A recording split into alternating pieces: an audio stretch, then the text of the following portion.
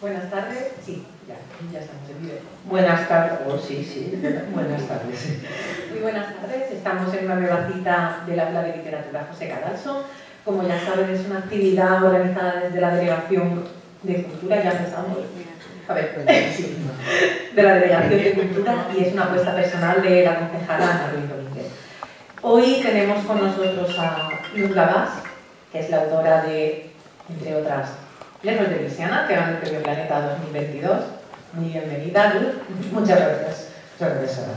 Y bueno, vamos a hablar un poquito de esta novela, de tus otras novelas, un poquito de todo. Si han leído o si no la han leído, Lejos de Luisiana nos lleva pues a Nueva Orleans en 1763. Cuéntanos un poquito, así para... ¿De qué va Lejos de Luisiana? Bueno, antes de nada, me gustaría saludaros y daros las gracias. Gracias al Ayuntamiento de San Roque, están aquí las concejalas Ana y María, aquí me acabo de conocer. Aquí estáis. Gracias por la invitación, todo un placer. César, desde Cultura del Ayuntamiento, y por supuesto, Sara, por tu compañía, por tu compañía todo el día, porque que sepáis que tenéis aquí una magnífica guía. En pocas horas he aprendido muchísimo sobre San Roque, hemos recorrido bastante y sinceramente me he enamorado, ha sido un descubrimiento, me he dedicado mucho y resalto sobre todo, he dicho esta palabra, me ha resultado un lugar muy inspirador. Me ha gustado mucho la figura y la obra, desde luego, de Luis Ortega Bru. Quizás también, bueno, pues la imaginería religiosa me gusta mucho y me ha impactado, ¿no? He disfrutado mucho del Museo de Cartella y de los patios y de las calles y de las tiendas y de la librería de Camino y Pablo, que además es quien es, ¿no? Nieto de poeta, pues bueno, es como que todo es circular. Bueno, pues gracias por el día de hoy. Y ahora nos vamos a pasar bien. ¿De qué va Lejos de Luisiana? Oye, que quiera que se lo lea. Vamos a hablar lo justo de mi novela, pero bueno, yo diría que es una novela histórica, género histórico. Es una novela de amor, de aventuras y de familia y de amistad, que son como los grandes temas que a mí me gustan. Y sobre los que siempre pienso cuando planteo un nuevo proyecto. Y me imagino que el siguiente que prepare pues también tendrá cuestiones de amistad, de relaciones familiares, de amor, bueno, pues lo que es la vida, ¿no? Quizás en esta, como es una histórica de un contexto muy concreto, también hay una parte pues más militar, bélica, por todas las batallas entre las potencias europeas y entre los nativos americanos. ¿Cómo surge la idea de esta novela? ¿Cuál es la chispa? Sé que esta pregunta siempre tiene mucho truco, pero ¿en qué momento dices, vale, voy a ir por aquí? Pues es curioso porque me han comentado, claro, como a mí me conocen y me conocerán siempre por Palmeras en la Nieve, con esta otra de Lejos de Luisiana, que también trata el mundo colonial, pues me dicen, ay, ¿por qué te gusta tanto el mundo colonial? Como si fuera buscando que colonias han existido sobre las que no exista una novela así importante o de peso. Y digo, es que esto no funciona así. Las historias no surgen porque las vayas buscando, sino que de repente tienes un pálpito o un enamoramiento con una idea. Fíjate, en el caso de Palmeras en la Nieve, pues yo sí que me apetecía saber más sobre Guinea Ecuatorial, puesto que mi familia había formado parte de aquellos aventureros que fueron del Valle de Benasque, de las montañas del Pirineo, a trabajar en las plantaciones de cacao, pero yo en realidad quería escribir sobre la identidad, quién soy quien soy por lo que hizo la generación inmediatamente a mí. Entonces yo quise seguir los pasos de esa generación, de mi padre, de mi abuelo antes, ¿no? En el caso de, por ejemplo, Regreso a tu piel, no voy a repasar todas, el pálpito era, quería hablar sobre la muerte, la idea de que la muerte no fuese el final, aunque luego el contexto era la brujería del siglo XVI.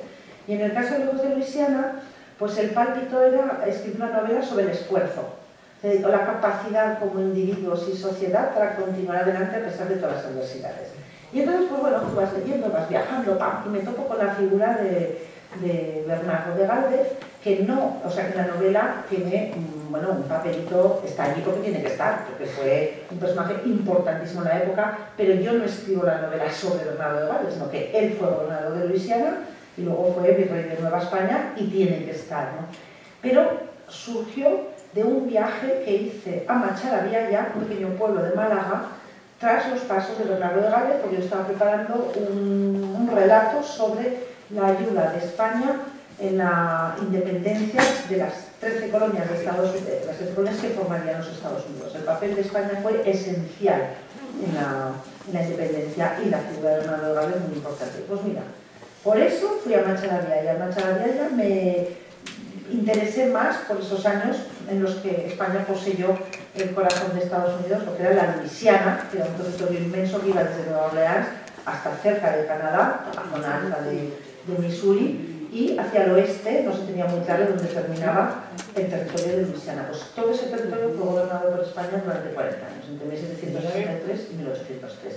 Así comenzó todo, un montón de pinceladas, muchas pinceladas, mis recuerdos de haber estudiado literatura norteamericana, de haber vivido en California, de interesarme por los españoles en Estados Unidos, de haber, no sé, recuerdo haber estudiado Mark Twain, el río, como metáfora del tiempo. Bueno, pues todo esto al final afloró en esta novela sobre el Mississippi, es decir, la presencia española en el Mississippi. Sí, porque además el río Mississippi tiene mucha importancia aquí. Para Xcaret, que no sé si lo saben, pero es el protagonista masculino, el río como que representa un poco toda su vida, todo su pueblo. Es una cosa que a mí me gustó mucho. ¿Es algo intencionado buscar esa...? Sí, la verdad es que sí, que me parecía el contexto desconocido, pero además el entorno muy evocador. Porque decimos la palabra Mississippi y nos imaginamos, pues ¿qué nos imaginamos? Lo primero que nos imaginamos son los barcos de vapor de Mark Twain. Entonces decía, sí, pero eso viene después, eso es el siglo XIX, pero antes, ¿qué había antes, no? ¿Qué imaginamos? Pues imaginamos tribus nativas americanas, tramperos, otros franceses, líos entre franceses e ingleses, que sí, pero más, tenía que haber más. Entonces lo que hice fue utilizar el río como vertebrador de la parte física de la novela, digamos, del escenario, porque la acción sucede entre Nueva Orleans, la zona media, que sería la zona de Arkansas, y la zona superior de Luisiana, que sería la zona de Missouri, pero como metáfora de la vida.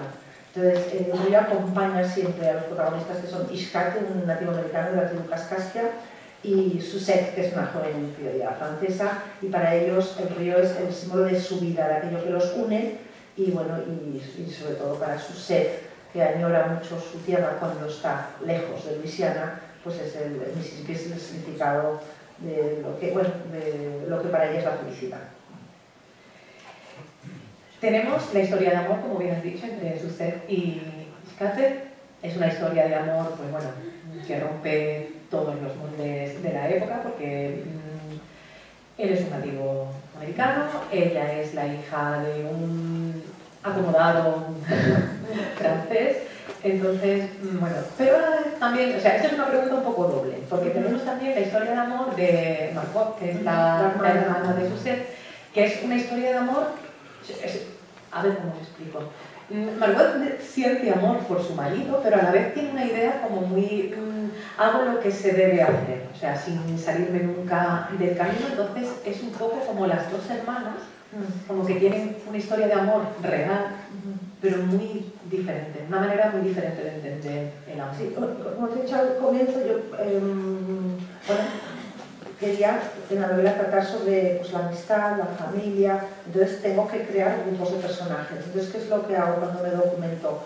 Abro carpetas y pues una carpeta son las familias latinoamericanas, otra la de los esclavos africanos, otra la de los criollos franceses. Dentro de los criollos franceses están los aventureros, los tramperos, los comerciantes, están los religiosos franceses, los expulsados jesuitas, los que llegan nuevos españoles a sustituir a los franceses que se van, los militares. O sea, hay mucho personaje y de cada grupo elijo un personaje para que no sea una lección de historia, porque yo quiero que sea una novela de 6 o 7 personajes. Entonces, a la hora de redactar, reflejar la familia típica, tradicional de Nueva Orleans en este espacio de tiempo, pensé que era muy enriquecedor mantener un personaje que fuera Margot, representante de la ilustración, de la razón, de lo que se debe hacer, de la forma de educar a las mujeres, de lo que se espera de ellas. Margot sigue la educación de su madre Blanche, que es la estupenda dama de clase alta de Nueva Orleans, pero una Nueva Orleans, insisto, estamos en el siglo XVIII, no es tan grande ni tan, como diría yo, brillante como es luego en el siglo XIX. Las plantaciones están empezando, no hay tantas como habrá luego, pero bueno, la madre y la hija Margot representan esta Francia en Nueva Orleans. Entonces diseñé a Suzette, la protagonista, hermana de Margot, como un contrapunto, y Suzette es un personaje que de alguna manera adelanta, anticipa el romanticismo. Es un personaje que ya tiene, bueno, pues mucho debate interior sobre cuestiones como la libertad, la identidad, quién soy yo. Esto está muy presente en toda la novela, ya que fuese un personaje más reflexivo, más crítico con la sociedad que le ha tocado vivir. De todas maneras, es curioso porque, bueno, los lectores comentan que es un personaje como avanzado.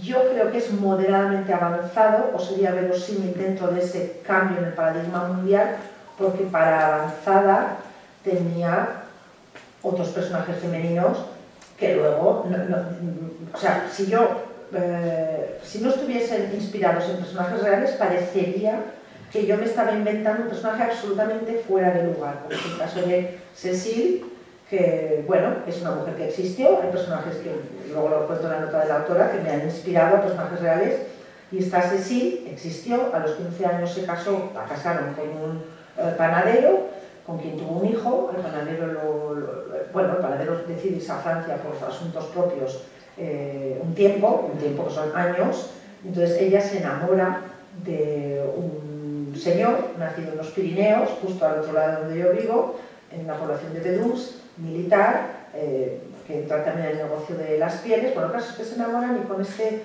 amante tiene 4 hijos y los sigue río arriba hasta la zona de Missouri, porque este señor fue uno de los fundadores de San Luis de Missouri. Bueno, pues ella lo sigue. Entonces vuelve el marido de Francia y pretende legalmente reclamar que su mujer vuelva con él a Nueva Orleans, porque la ley decía que la mujer tenía que vivir donde viviera el marido.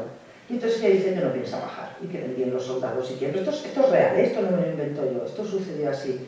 Bueno, pues nunca, él la reclamó hasta que falleció, y ella no se movió del lado de su amante y de sus 5 hijos, con los que, bueno, se metió en el negocio de las pieles, y con una persona conocida, sobre todo en la zona de Illinois. Si yo digo que este personaje me lo he inventado, estoy segura que me hubieseis dicho, o los lectores me hubiesen dicho, bueno, es que es un poco moderno. Bueno, esto es un ejemplo, pero me encontraba en la documentación más casos de mujeres mucho más avanzadas. Sí, avanzadas, muy temperamentales, valientes. Había una sobre la que no encontré más información, que tenía una barcaza con la que cruzaba el Mississippi de un lado a otro, pues para proporcionar servicios de taberna. De que están encontrando más que pinceladas en descripciones de algún libro de viajes, no he encontrado más información sobre ella. Son solo ejemplos de muchas. Vale, precisamente tengo una de las preguntas, es esa, me voy a adelantar, voy así cambiando. A lo largo de tu proceso de investigación para esta novela y en general para todas, esos son los detalles que a mí me gustan, esto que has contado de esta señora, por ejemplo. ¿Qué otros detalles te han llamado muchísimo la atención que hayas puesto o que no hayas? Sobre todo que no hayas puesto, los que se hayan quedado. Hay tanto, he manejado tanta información en esta novela que parece que vivo en una nebulosa entre la realidad y la ficción, que ya no me acuerdo qué he puesto y qué no he puesto, que se ha quedado en mis carpetas. Pero bueno, pues recuerdo, por ejemplo, el viaje de una ursulina francesa a Nueva Orleans para ingresar en el convento de las Ursulinas, y le dio por escribir su viaje. Entonces, claro, eso para un escritor es maravilloso, porque estás viendo cómo es ese Nueva Orleans cuando tú necesitas, que es a mediados del siglo XVIII, no en el siglo XIX, a mediados del siglo XVIII, cuando la catedral es una iglesia pequeña, cuando todavía no existe la ópera ni el teatro, claro, para no incurrir en errores históricos. Entonces, bueno, ese es un ejemplo. sobre costumbres, pues muchísimas cosas, sobre comida, sobre algo que ignoraba, pues los colonos malagueños, los colonos canarios, cuántos fueron miles de España a crear allí asentamientos, lo pasaban fatal. O sea, llegaban, pues como funciona la colonización, le dices a alguien, oye, si vienes te doy tierra, allá que vamos sin nada. Entonces llegaban y les daban pues esos animales domésticos, simiente, herramientas, y bueno, y como lo pasaban tan mal porque bueno, les daban, digamos, alimentos para mantenerse hasta la primera cosecha, pero es que si no iba bien, una inundación, un vendaval, un tornado, una mala vida, que para qué, pues entonces tuvieron que vivir a base de raciones del Estado durante muchos años, y varios de los habitantes tuvieron que abandonar porque no había forma, o se morían. O sea, los canarios, la primera remesa de colonos canarios, en 3 meses había muerto un tercio de la población de los canarios, que si fueron 800, pues imagínate, sabes que es muy fuerte. Pues ahora me has recordado que me encontré el caso de un hombre que en esos fallecimientos ha perdido a toda su familia, toda. O sea, desde la mujer, los hermanos, todo, cualquier miembro de su familia falleció, y entonces él desertó. Porque si no te quedabas en el asentamiento según lo pactado, te consideraban desertor, tampoco lo sabían.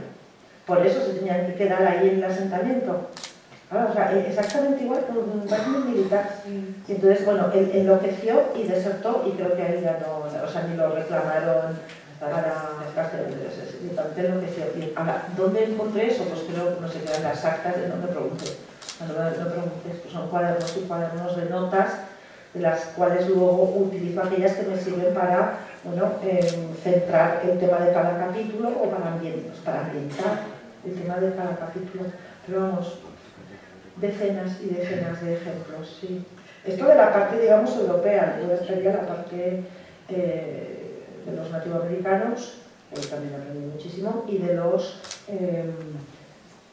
esclavos africanos. También ahí encontré cosas que me sorprendieron. Un ejemplo sería, ya hacia el final de la novela, no voy a desvelar nada, la influencia de la Revolución Francesa en Luisiana. Pues son conocidas las rebeliones de los esclavos, sobre todo de Santo Domingo, de Haití, pero no de las plantaciones, siendo Luisiana territorio español. Entonces la información llegaba, otra cosa que me sorprendía, llegaban los textos de la Revolución Francesa a las plantaciones, y siempre había alguien que sabía leer o que sabía contar a los africanos. Entonces, tanto los africanos de las plantaciones como los nativoamericanos tenían estaban al día de lo que sucedía en el mundo, y bueno, y querían pelear por lo que para ellos era justo. En el caso de unos la libertad, en el caso de otros la defensa del territorio. Lo digo porque a veces las películas han proyectado una imagen un poco infantil de los nativoamericanos. Realmente creo que es poco conocido en España que la Luisiana fue española. O sea, todos sabemos que fue francesa. Sí. Además, seguimos teniendo quizás la imagen que nos ha llegado del jazz, del vudú, incluso, ¿no? Que es algo como muy posterior. Claro, es un poco posterior. Realmente es poco conocido que todo este territorio fue español. Claro, pero fíjate, Nueva Orleans fue fundada en 1718 y pasó a ser fundada por los franceses, y pasó a ser española en 1763, y fue española hasta 1803.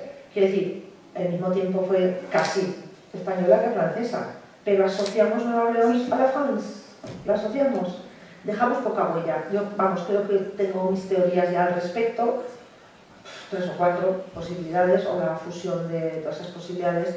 Una, bueno, la forma en que se perdió la Luisiana, pues normalmente cuando algo no lo has hecho muy bien, pues es mejor borrarlo. Lo hacemos como individuos y también lo hacemos como sociedad. Corramos un tupido velo, ¿no? Entonces lo tenéis explicado al final de la novela, en la nota de la autora, porque, bueno, yo sé que al lector le apetecía saber un poco más, ¿no? Sale en la novela, pero, bueno, en la nota de la autora explico un poco más cómo fue, y la verdad es que da un poquito de vergüencilla. Eso es cómo fue. En segundo lugar, enseguida España ya estuvo involucrada tanto en las guerras de convención contra Francia, luego ya llegó Napoleón, empieza el siglo XIX con los países latinoamericanos ya empiezan las revoluciones. Entonces, la generación siguiente a, por ejemplo, Bernardo de Gálvez, ya se vio involucrada en otras guerras que estaban en otras cosas. Entonces, no contó o murieron en batallas y ya no contaron la historia pues eso, de figuras como Bernardo de Gálvez. Hay otra explicación plausible, que es que, por ejemplo, en 1803 el 15% de la población de Nueva Orleans, de Luisiana, era española, solo un 15%. El resto eran pues, criollos franceses que siguieron bajo el gobierno español, o latinoamericanos, o los esclavos africanos, que siempre eran la mitad de la población, o sea, desde a lo largo del siglo XVIII, siempre era la mitad. O sea, Luisiana tenía 20.000, 10.000 eran esclavos africanos, sí. Y ya empezaban, también había ingleses que se pasaban, que cruzaban el Mississippi, digamos, y también los nuevos estadounidenses. Entonces hay una mezcla ahí de culturas, y los españoles en realidad, cuando llegamos en 1863, pues lo que hicimos fue, después de llegar de una manera traumática, que sale en la novela, pues lo que hicimos fue adoptar las leyes francesas para no cabrear más al personal criollo. Bueno, hemos llegado de una manera un poco fuerte a tomar posesión del territorio, bueno, frente al rechazo bélico de los criollos franceses. Bueno, entonces lo que hizo España, sobre todo el gobernador Unzuaga, que fue muy hábil, dijo, bueno, pues aquí vamos a contentar a todos, y apaciguó, se casó con una criolla francesa, y bueno, conservó las costumbres francesas, pero sí que es verdad que los españoles introdujeron algo que no sabía tampoco, muy español, que es la ley de coartación, que era la ley que permitía, en resumen, la ley que afectaba a los esclavos era el Código Negro francés, pero entonces los españoles adoptaron el Código Negro francés, pero introdujeron la ley de coartación. La ley de coartación decía que un esclavo negro podía comprar su libertad, podía ahorrar y comprar su libertad. Y lo hacía. Entonces, estando los españoles, había tres formas de conseguir la libertad. Una era comprándotela tú, con la ley de coartación. La segunda era si tu amo en el testamento final te daba la libertad. Y la tercera eran pues, cuestiones judiciales, tipo, pues me corresponde por ley porque estoy casado con una persona libre y tal. Bueno, es así complejo, lo he resumido mucho, pero sí que se podría comprar la libertad. Y, añado y termino con esto de la libertad, los españoles no permitían tener nativoamericanos esclavos. Entonces también creaba piques entre los africanos y los nativos, no, perdón, dentro de los africanos se enfadaban porque no siguen los demás. Me ha llamado la atención esto que acabas de contar, lo de poder comprar tu propia libertad. Había un precio fijo, o sea, esto como... No, precio fijo. Mira, yo recuerdo... ¿El precio lo ponía el amo o cómo va eso? Eso estaba todo esto es duro de hablar. Pero te encontrabas en la documentación los listados de las casas de apuestas del precio. Claro, depende. O sea, es muy fuerte, pero es que era pues, como ganado, depende de la pieza. Es duro, lo encuentras y se han conservado listados de finales del 18 que me servían un poco, porque claro, por ejemplo, un protagonista, Suset, de niña va a una subasta de esclavos. Entonces, claro, cuando te documentas tienes que mirar, vale, ¿dónde estaba? Entonces, en Nueva Orleans es famoso la rotonda donde vendían los esclavos, pero es que esa no existía cuando empieza la acción de la novela. Entonces, era una casa de esclavos más sencilla. Pues, esto me refiero para que veáis cómo funciona la documentación. Vale, ¿qué venden? ¿A qué precio? ¿Cuánto vale el dinero? Entonces, pues tienes que ir buscando y claro, te encuentras pues, listados. Recuerdo que encontré el listado de los precios pues, en una plantación que aún se conserva en la actualidad en Nueva Orleans, que bueno, se conservan todos los papeles y puedes acceder a parte de la documentación a través de internet y ves ahí pues eso, ejemplos. Sí, es duro desde nuestra perspectiva, pero bueno, también hemos visto eso, como digo, películas, hemos leído novelas y ya sabemos que existía y tenía que estar en la novela, y entonces lo que hago yo es creo un personaje que se llama Bambula, me gusta mucho Bambula, y Bambula, bueno, pues pelea también su libertad hasta el final. Bueno, Lejos de Luisiana, como estamos hablando, es una novela histórica, evidentemente. Creo que ha quedado claro, sí, pues puedo seguir hablando de detalles históricos hasta tiene su parte histórica, pero a la vez también tiene su parte de ficción, por supuesto, porque es una novela, no es un ensayo. ¿Cómo consigues este equilibrio? Pues esto es siempre lo más difícil. 70-30. Esto es siempre lo más difícil, porque a mí, claro, lo que más me gusta es, una vez que diseñas los personajes, pues acompañarles y a ver qué pasa, y a suceder esto, sucede lo otro. Pero, a ver, yo creo que depende de la novela que tienes entre manos. Es decir, hay temas que son muy conocidos, por lo tanto puedes dar apenas unas pinceladas y el lector ya está ubicado. Pero en Ojos de Luisiana yo era consciente de si a mí me ha costado tanto entender el contexto, no puedo ventilarlo poniendo simplemente Nueva Orleans, porque la gente va a imaginar un Nueva Orleans que no es el Nueva Orleans de este momento. Entonces aquí hay más carga histórica de la que quizás a mí me hubiese gustado poner, lo admito, pero también admito que recorté 150 páginas, aún era más larga. Entonces, bueno, ahí es donde está. 700 páginas. 700 y poco, no os asustéis. Pero sí que era necesario. Tienes que explicar.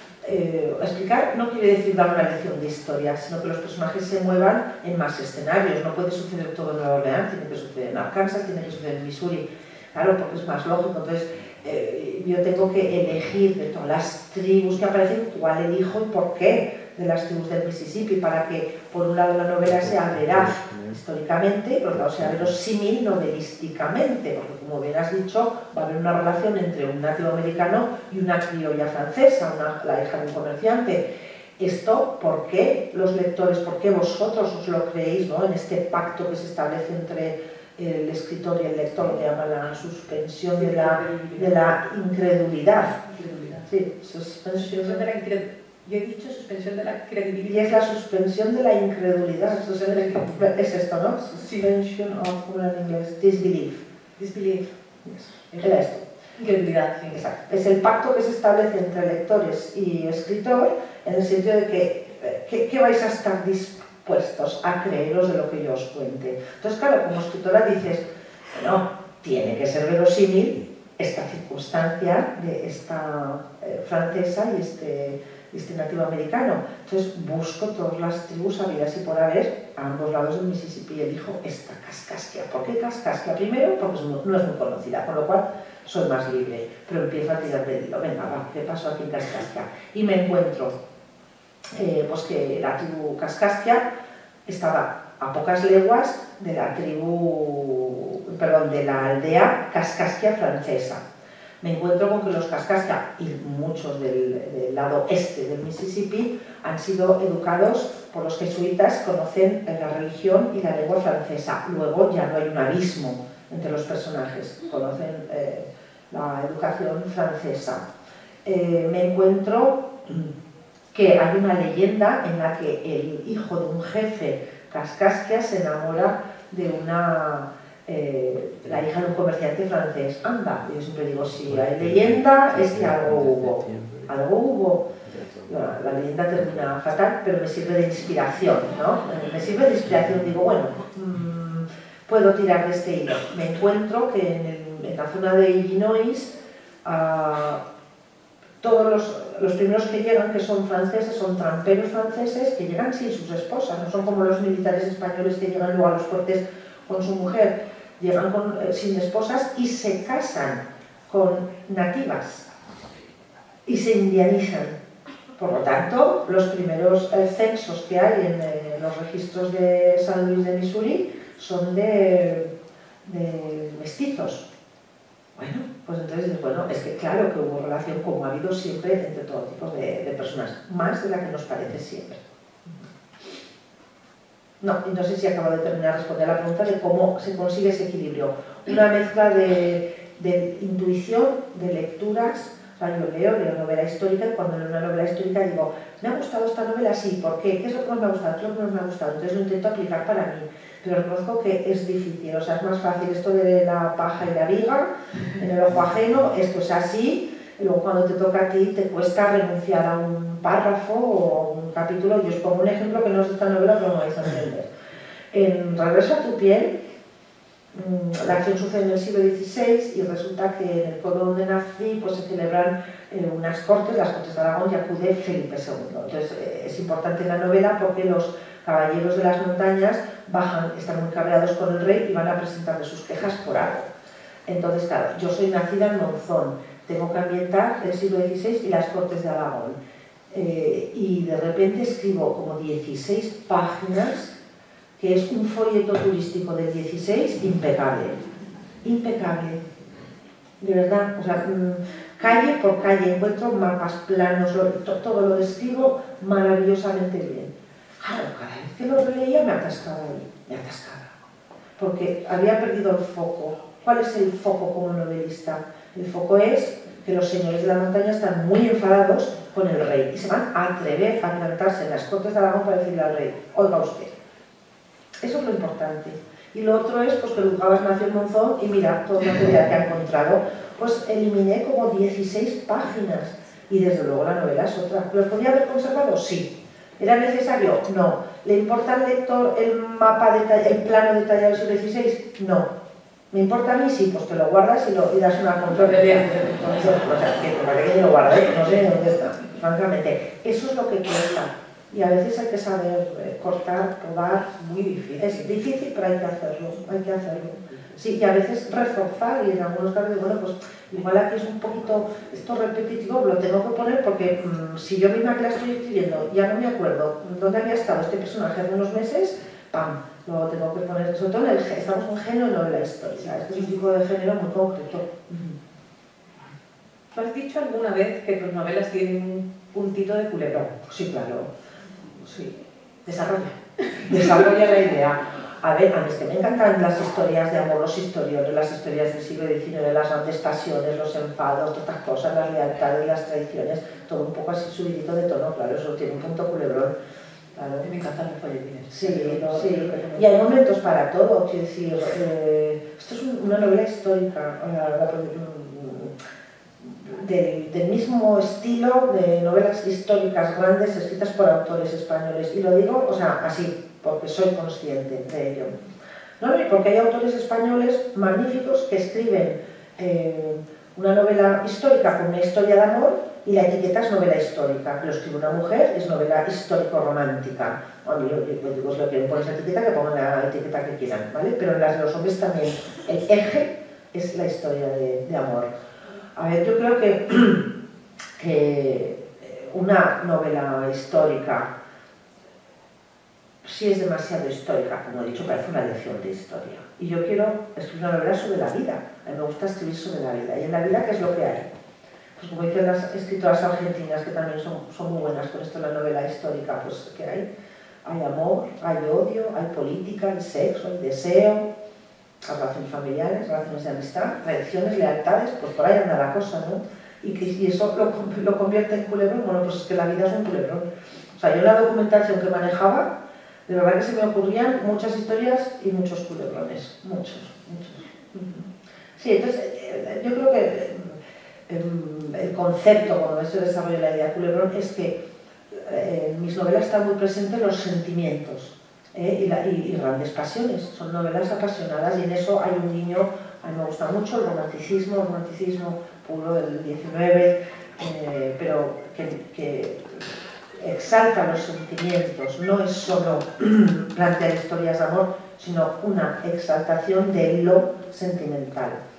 Bueno, aquí lo vemos en la relación entre los protagonistas, esa pasión de contigo, o sea, sin ti no puedo vivir, pero nos tenemos que separar, pero nos volvemos a encontrar, y sí, es maravilloso. Sí, pero es que es así, y es toda la novela es una lucha entre la pasión y la razón, y más en el siglo XVIII, un contexto de pura razón, ¿no? Entonces cambia el mundo y cambia también la forma de ver el mundo y cambia, bueno, sobre todo desde la Revolución Francesa, cambia la forma de ser. Nosotros somos como somos por esa Revolución Francesa.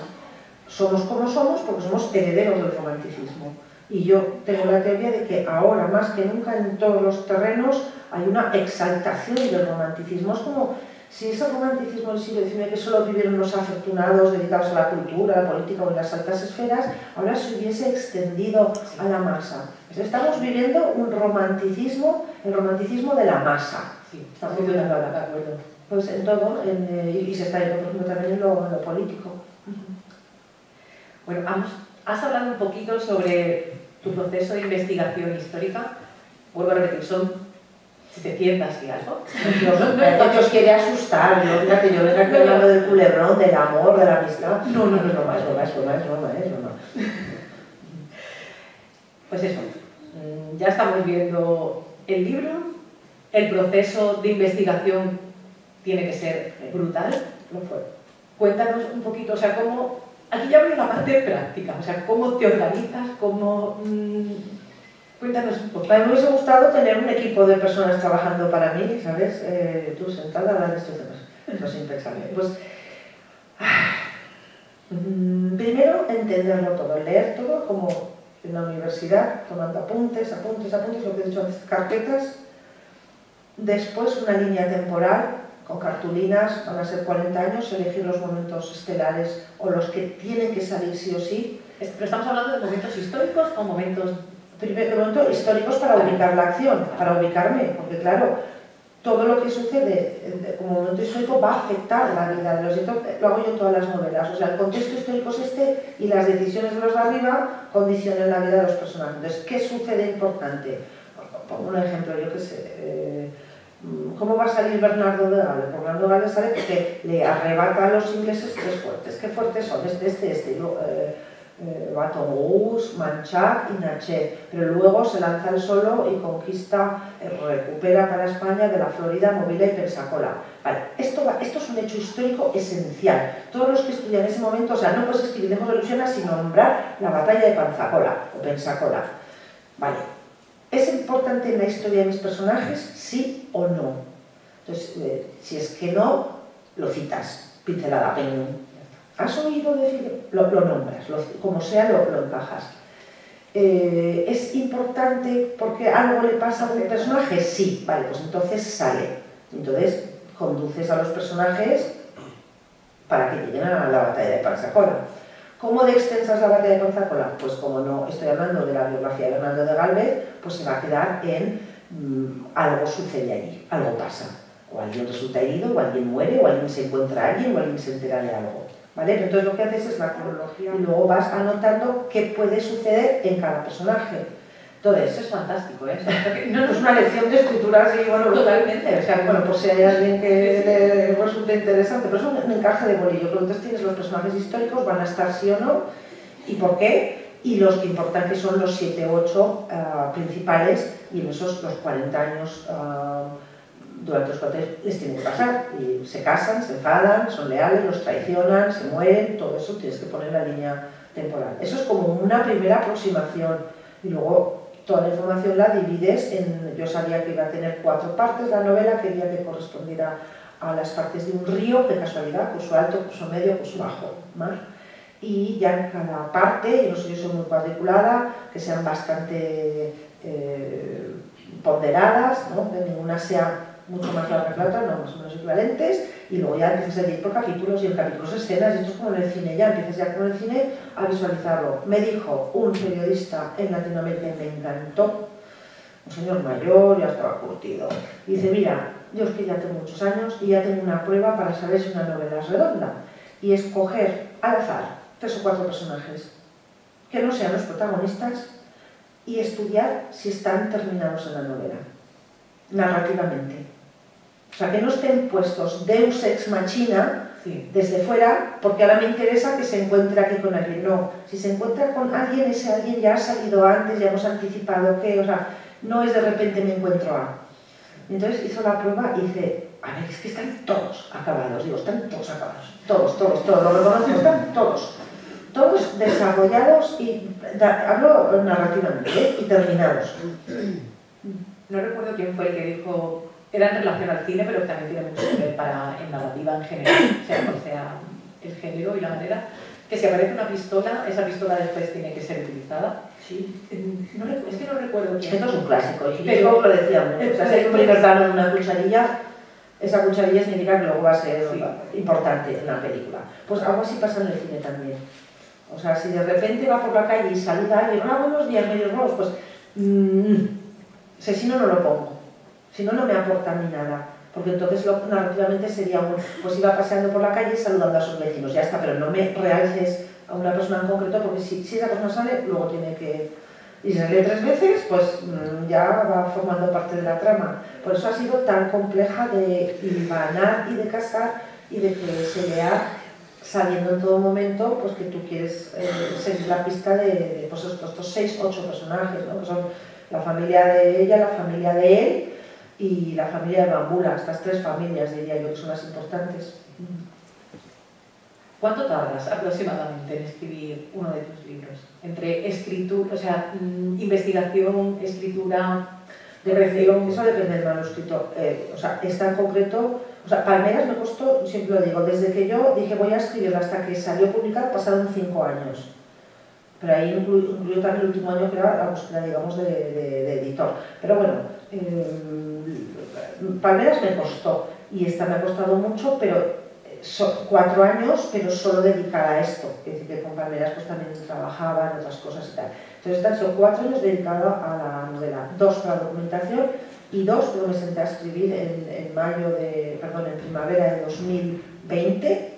Comenzó con la pandemia, justo con la pandemia dije, bueno, pues tengo un tiempo por delante que me va a permitir centrarme, porque necesitaba no interrumpir la escritura con muchos viajes. Entonces a mí personalmente la pandemia me fue bien en ese sentido. A casi todos los escritores. Es una pregunta que ya dejé de hacer, ya teníamos la pandemia un poquito más olvidada, pero al principio cuando empezamos esta segunda ronda del aula de literatura era una de las preguntas que hacía siempre.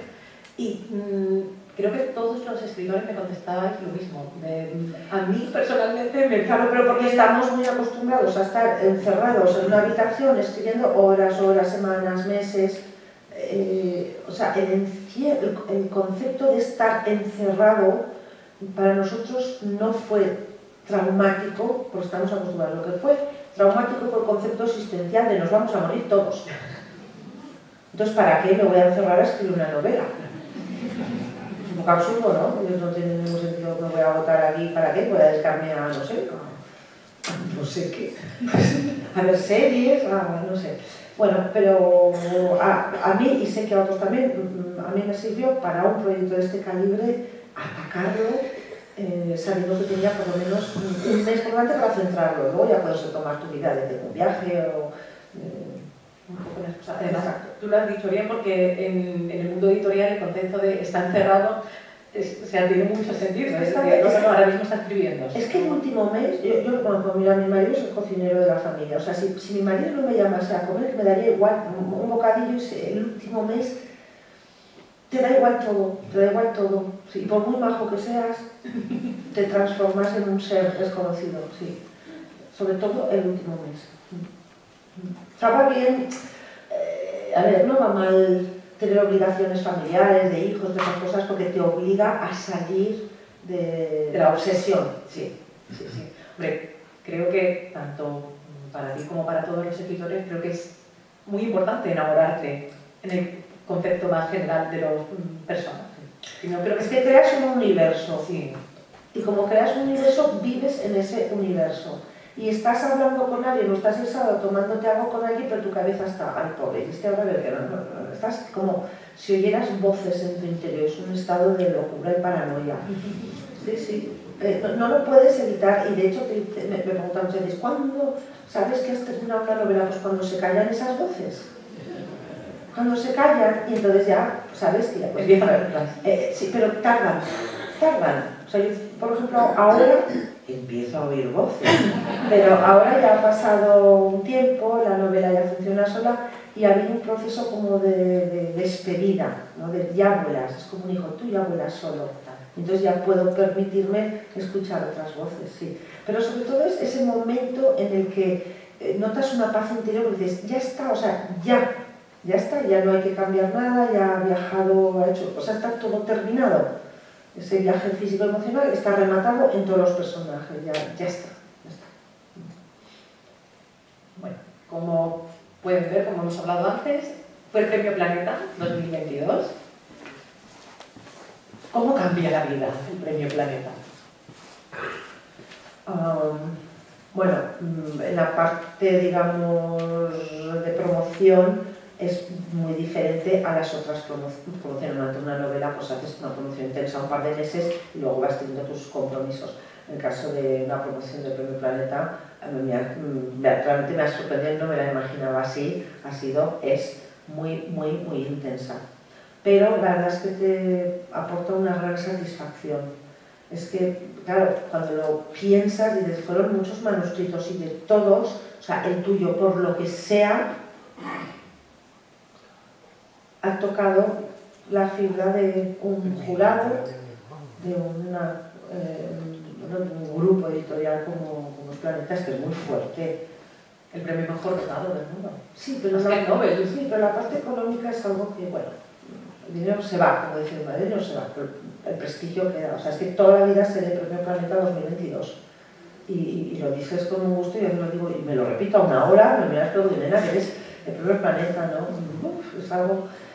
bueno, recuerdo me quedo con la imagen de la alegría compartida en mi entorno, porque esto es algo que no sucede, no ha sucedido. O sea, en mi entorno, yo vivo en un sitio pequeño, de un pueblo de los Pirineos, y la verdad es que esto ha sido un pelotazo, sinceramente, y la alegría compartida con personas con las que tampoco tenía mucho trato, emocionadas, con lágrimas en los ojos. Esto se ha vivido como un logro común, digo, es que es común, porque claro, se da evidente que nos educamos entre todos, ¿no?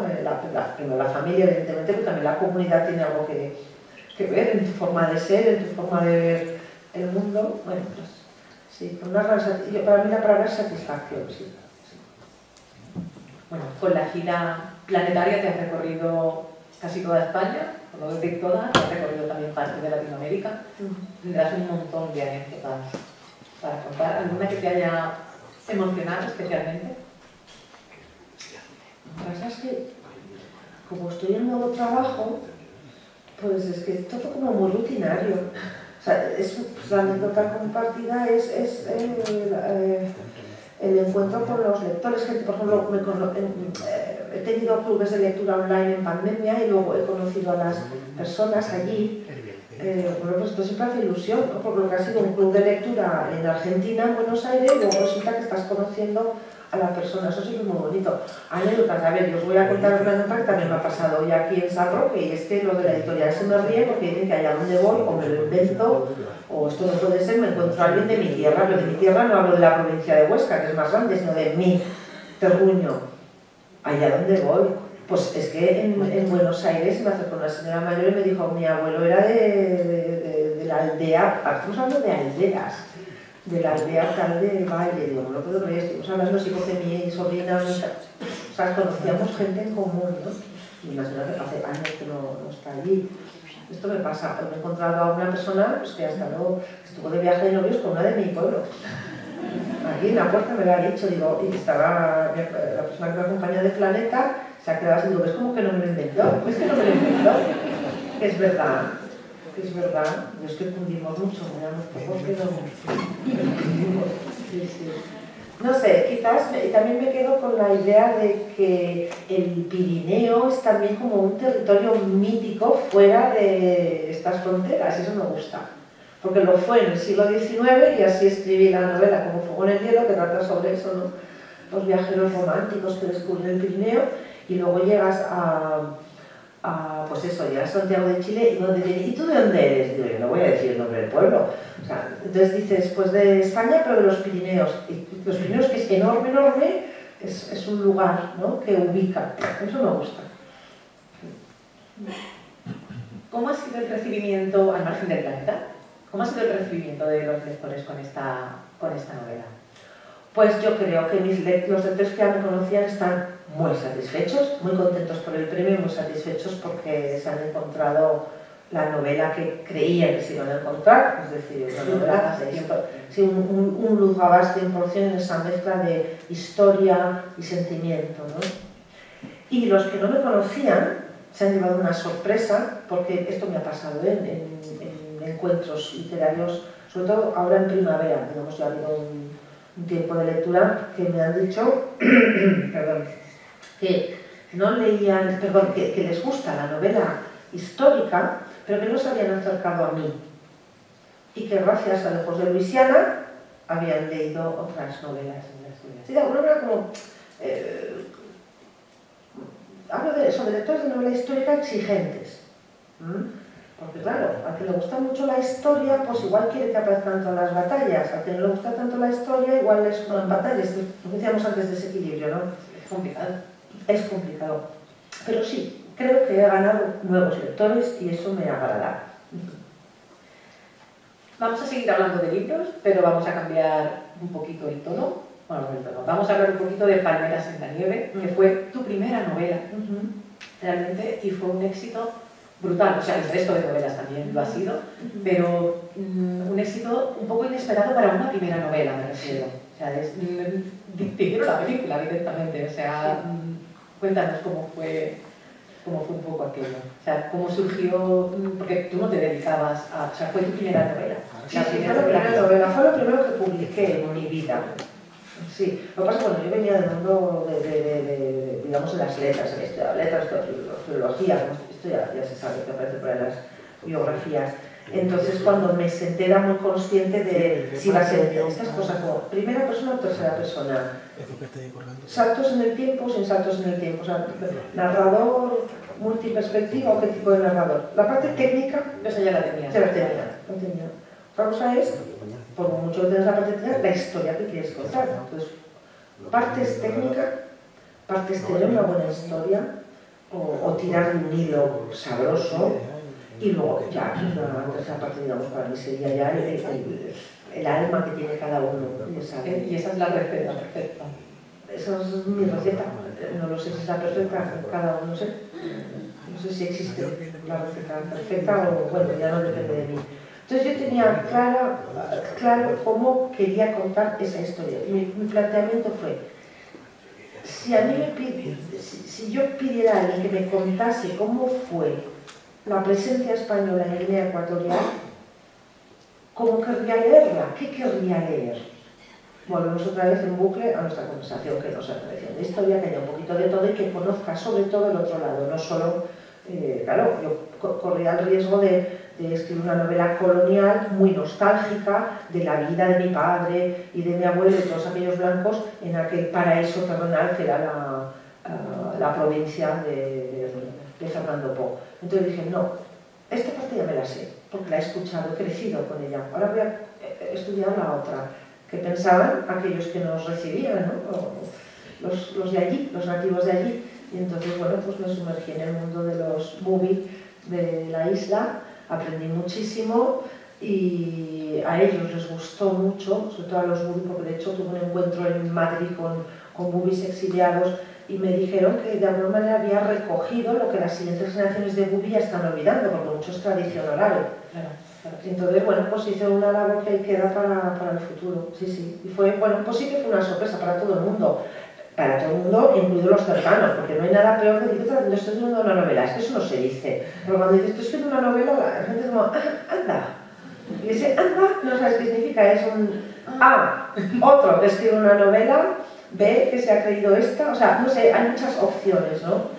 Entonces, bueno, pues no decía nada y de repente, pues, el caso salió lo que, bueno, que esto no es consciente, porque tú entregas los manuscritos, te buscas la vida, contactas con la editorial y de repente, ¡pam!, te llama Planeta, era temas de hoy de Planeta.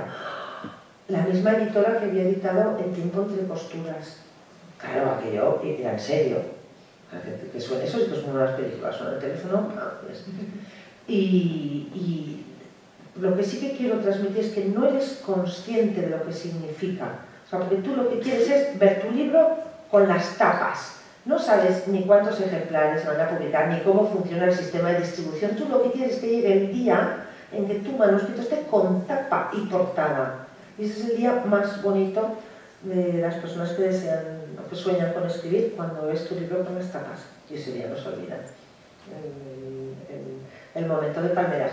Palmeras a mí me abrió la puerta de la editorial Planeta y me abrió la puerta de la literatura, de dedicarme a escribir, que era algo con lo que había soñado de niña, pero llegaba a los 40 años y nunca encontraba el momento para tomar la decisión y la tomé. ¿Fue la primera novela que escribiste? Sí, sí. No, me refiero. No había en el cajón, ojalá Eso, nada. No leo cuando leo. Claro, a veces leo y tenía una novela que escribió antes, como una novela podría haber tenido un par de... No, pero yo creo que siempre es mejor hacia adelante. O sea, Claro, no muchas veces la primera publicada no es la primera escrita. La mía es la primera publicada en la primera escrita. Llegar y besar el santo. Sí. Editorialmente hablando, sí. Y sin agente literario, sin nada. Yo soy muy así, yo me busco mucho la vida. Volvemos un poquito a lo de antes, y es que realmente hay muy poca gente... Uy, se me ha... No. ¿Sí? Se oye, sí, se oye. Que conozca la historia de Fernando Po. Igual que desconocíamos, o yo por lo menos, sí, porque estudié historia y demás, pero es verdad que Luisiana no se identifica con España. Fernando Po sí, lo mismo, que estudias en el colegio, así como de pasada, pero... No, los menores de 40, perdón, para el mes 2012, entonces sí, los menores de 40 años no habían oído hablar de Fernando Po, o de Santa Isabel de Fernando Po, no conocían. Eso era muy vagamente del colegio. Pero así vagamente sí, y alguno me decía, oh, yo recuerdo a mi abuela que me decía cuando era pequeño y era un trasto que mandaría Fernando Po. Ya lo entiendo. Pero es que estudié los presidios de Fernando Po, de los que no sabía nadie vivo, pues eso, de ahí venía. Yo estudié en un colegio de monjas, entonces puede ser que hubieran misioneras ahí. Puede ser, porque me suena, pero muy vagamente. Bueno, pues resultó, en resumen, a ver, mis cálculos eran, si fueron, tú lees, te documentas, 40.000 españoles con la Fernando Po, entre trabajadores de las plantaciones de cacao, trabajadores de la madera, mecánicos, gente que tenía tiendas, comercios y guardias civiles. Yo decía mis cálculos, digo, bueno, pues 40.000 por 5 de familia, más algún amigo, pues unas 300.000 personas en este país sabrán de esta historia. Bueno, son muchos más, porque claro, resulta que,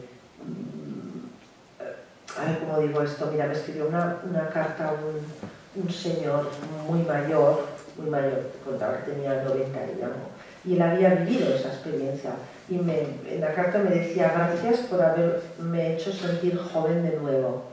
Eso es muy lindo, pero sobre todo es que muchas personas que vivieron aquel momento de Guinea, que todavía estaban vivos, o hijos descendientes, pues de alguna manera fueron protagonistas, porque les preguntaron y pudieron contar su historia. La gente joven quiso preguntar a estas personas, ¡ay, pero tú estuviste en Guinea! Y aquello era algo especial, ¿no? Se sintieron escuchados. Y ya con la película ni te cuento, porque la película, el gran mérito de la película, a mi juicio, fue que llevó a gente joven al cine. Que fueron a ver a Mario Casas, a ver Tabaque, pero fueron. Y hablaban de que habían descubierto algo sobre lo que no tenían ni idea. Entonces, claro, una primera aproximación a un tema, yo que he sido profesora, pues tiene que ser un poco atractiva. O sea, no puedes pretender pues, que alguien que no sabe del tema, ¿no? Pues de repente lea una tesis doctoral. Pero si abres, y esto lo dijo un escritor guineano, dice, oye, benditas sean palmeras y más como palmeras si sirve para dar a conocer lo que sucedió en Guinea, cómo sucedió, cómo fue la transición, todo lo que pasó allí. Entonces, yo sé y me consta que hay personas que después se han informado sobre Guinea. Claro, es que la novela histórica en general es un punto de partida. Claro, es divulgativa, es entretenida, encuentra cosas quizás en las que no se fija un historiador o no con tanto detenimiento, no con esa lupa de ¿por qué ha pasado esto? Sí, yo creo que ese fue el mérito de Palmeras. En el entorno desconocido había mucha alma en esa novela, porque al fin y al cabo yo estaba también recuperando, claro, había un vínculo emocional, yo había crecido oyendo hablar de Guinea, para mí Guinea era, o sea, estaba la provincia de Huesca y Guinea. Claro, O sea, es que en casa recuerdo los papeles, lo que encontraba, la piel de una boa que se habían traído, la bolsa de viaje de cuero donde iban el dinero cuando viajaban, claro, era todo Guinea. Las fotos con el salacot. Claro, yo me acuerdo de estar viendo Moambo en la tele y decía, anda, mira, como mi padre. Pero bien niña, bien niña.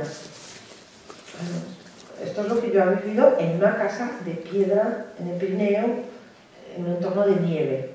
A escuchar hablar del cacao, de la producción del cacao, del calor, rodeada de nieve, pues eso quieras o no deja huella. Aquello era un diamante en bruto esa historia, y lo supe tallar.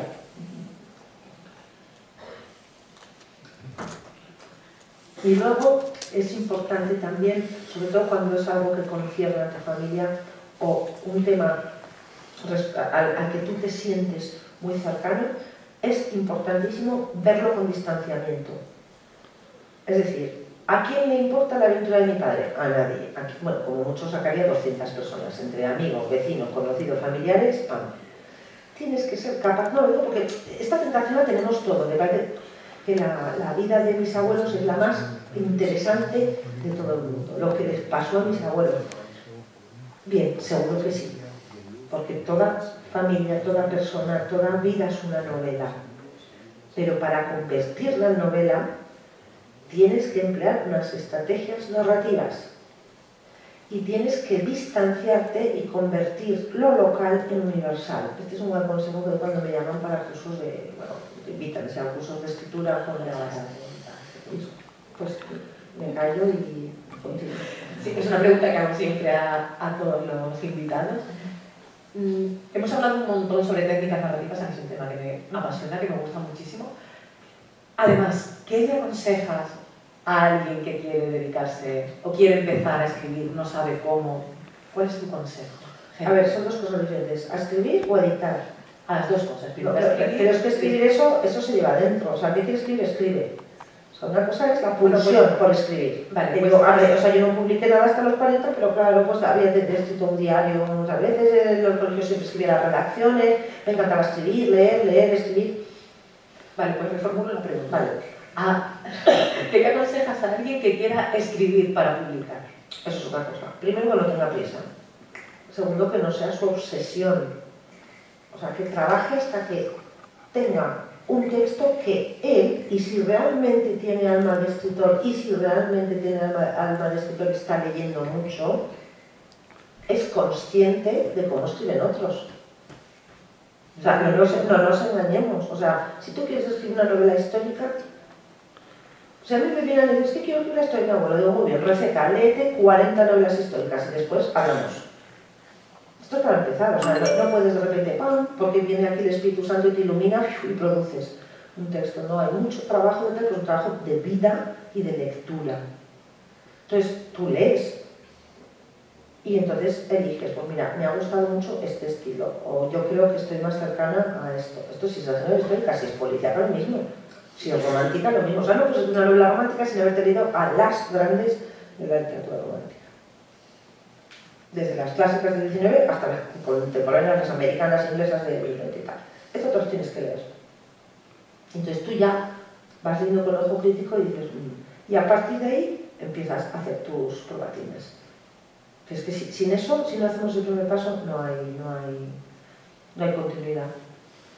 Y tercero, si no has estudiado ninguna carrera de letras, ni has estudiado crítica literaria, cosas así, pues conviene pues, algún librito de estos de consejos o cómo escribir, por lo menos saber un narrador que implica si eliges la primera persona, la tercera persona, porque claro, parece que escribir el yo, pues bueno, pues si empatizas con el yo, bien, pero si no, estás perdido. Entonces, una novela histórica en primera persona, pues te focalizas solo a través de un personaje, es más complicado. Una novela histórica que se escribe en presente porque da inmediatez, la que se escribe en pasado, ¿qué quieres hacer? Una novela histórica toda en presente es dificilísima de escribir. ¿Que te da inmediatez? Sí, pero tienes que saber escribir para que no haya una primera persona. La primera persona es tremendo, sobre todo. Yo soy lectora editorial también y eso es que te lo encuentras muchísimo, además. O sea, de repente el protagonista sabe cosas que es imposible que las sepa. imposible que las Es muy fácil meterlo tanto. es muy fácil, mucho más fácil de lo que se parece. Hay un básico, por lo menos desde mi punto de vista, de eso, de conocer cuántos narradores hay, qué tipo de presente, pasado. Alguna novela en segunda persona, por ejemplo, me acuerdo de una que leí. Sí, pero eso es algo excepcional y es una experiencia, un experimento. Y de hecho, Palmeras en la Nieve empieza con una escena en segunda persona, que es como un narrador ultra omnisciente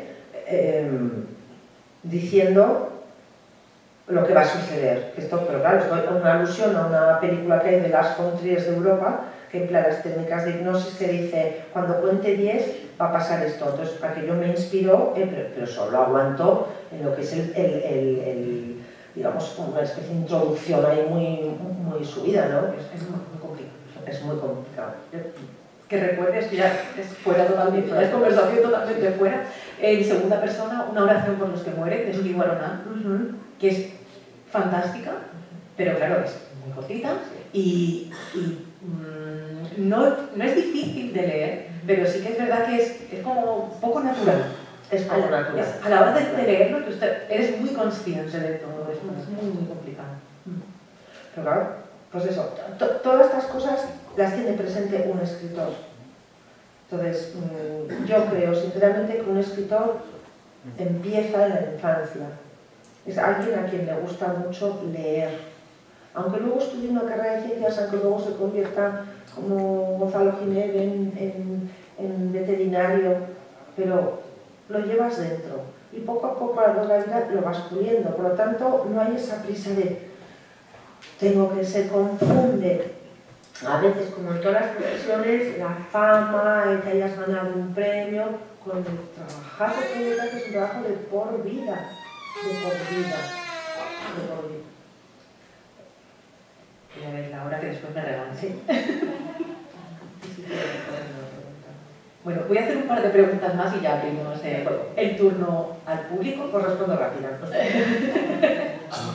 Bueno, hay una pregunta también que me gusta mucho, que hago siempre a todos los autores, y es, recomiéndanos libros. No me gusta nada. Ah, bueno, pues entonces nada. Libros. Vale, pasamos de preguntas. Pero te puedo dar las razones para... Vale, sí, perfecto. Primero porque se me olvidan los nombres. Llevo una libreta por ahí y luego si me preguntan qué estás leyendo, me lo tengo apuntado.